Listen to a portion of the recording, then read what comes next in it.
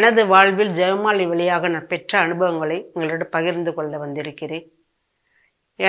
நான் சிறு வயது முதல் எனது பெற்றோரின் பழக்கப்படி நான் ஜெபமாலை ஜெபிப்பது வழக்கம் உண்டு. இப்பொழுதும் நான் ஆலயத்தில் 19 வருடங்களாக நான் தான் ஜெபமாலை வழி நடத்தி கொண்டிருக்கிறேன். இந்த ஜெபமாலை வழி நடத்துவதால் ஆலயத்துக்கு வர இயலாதவர்கள் கூட வீட்டிலிருந்து இந்த ஜெபமாலையை கேட்டு ஜெபிக்க வேண்டிய ஒரு வாய்ப்பை மாதா எனக்கு கொடுத்திருக்கிறார்கள். நான் மரியாயன் சென்னையில் இருக்கிறேன்.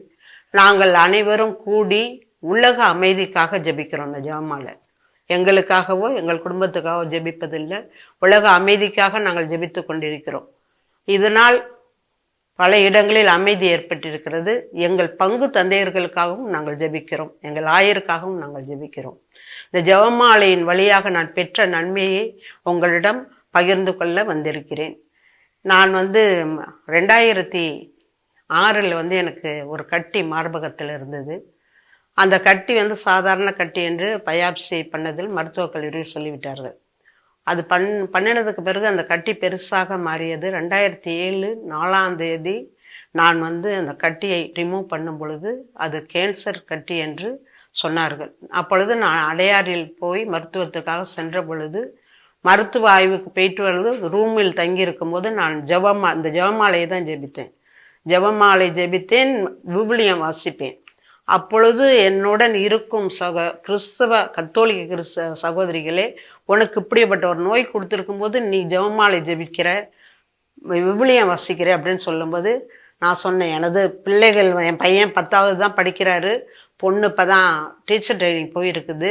இருந்தாலும் ஆண்டவர் இந்த நோயை எனக்கு கொடுத்துருக்காருன்னா இது ஆயத்த மரணம் என்று நான் நினைக்கிறேன்.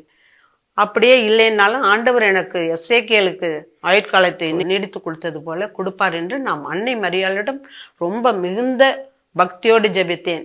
இன்று 18 ஆண்டுகளாக அன்னை என்னை பராமரித்து கொண்டிருக்காள். இறுதி ஆண்டவரின் உடனிருப்பும் அன்னை மரியாளின் பரிந்துரையும் இப்பொழுது நான் இந்த உங்கள் முன் நின்று பேசிக்கொண்டிருக்கிறேன். இதற்கு மாதாதான். எனக்கு ஒரு மகன் ஒரு மகள், 2 பிள்ளைகள். இதில் எங்கள் இல்லத்தில் இறையலைத்தில் கிடைக்க வேண்டும் என்று நான் சிறு வயது முதல் பிள்ளைகளுக்காக நான் ஜெபித்து இருக்கிறேன். அவர்கள் சிறு வயது முதல். அது மாதிரி எனது மகன் ஒரு குருவாக மாறி இப்பொழுது ஆப்பிரிக்கா கண்டத்தில் பணி செய்து கொண்டிருக்கிறார். அப்படி இந்த ஜெபமாலையை ஜெபிப்பதன் மூலம் எங்கள் குடும்பத்திற்கு நான் எவ்வளவோ இது நாள் வரைக்கும் துன்பங்கள் இருந்தாலும் நான் வெளியில் அதை காட்டிக்கொள்ளாத அளவுக்கு என்னை மாதா வழி நடத்தி கொண்டிருக்கிறார். அற்புதங்கள் பல செய்திருக்கிறார். அதெல்லாம் எண்ணிக்கை கிடையாது. இந்த ஜெபமாலை ஜெபிப்பதன் மூலம் நீங்களும் உங்கள் பிள்ளைகளுக்கும் உங்கள் பேர குழந்தைகளுக்கும் இந்த ஜெபமாலையை பற்றி சொல்லி அவர்களை வளர்க்க அன்னையின் உடன் இருப்பு பரிந்துரையும் நம்மளோட அரவணைப்பு, அவளுடைய அரவணைப்பு முக்கியம். அது இந்த ஜெபமாலை மூலியமாக தான் கிடைக்கும்.